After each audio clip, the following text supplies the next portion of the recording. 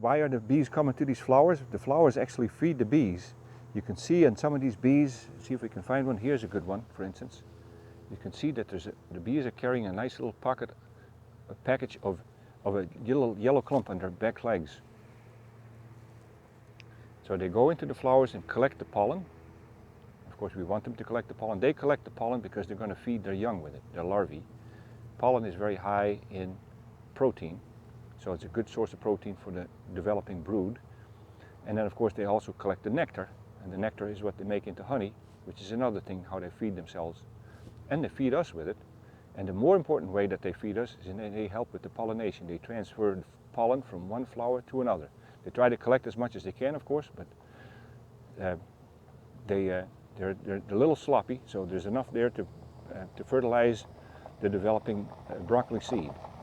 And then when these flowers are completely done and developed, there's little seed pods that develop here, and that's where the seed is.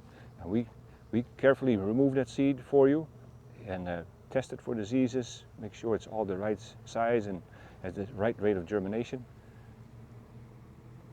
And then we sell it to you. And then you can grow this beautiful broccoli.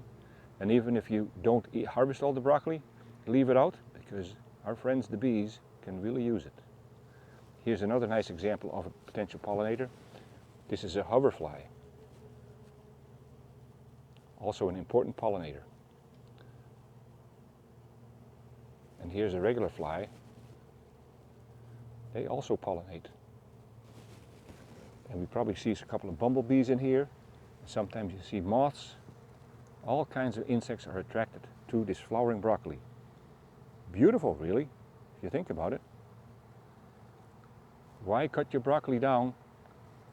Let it flower out a little bit. And this can be all yours in your garden.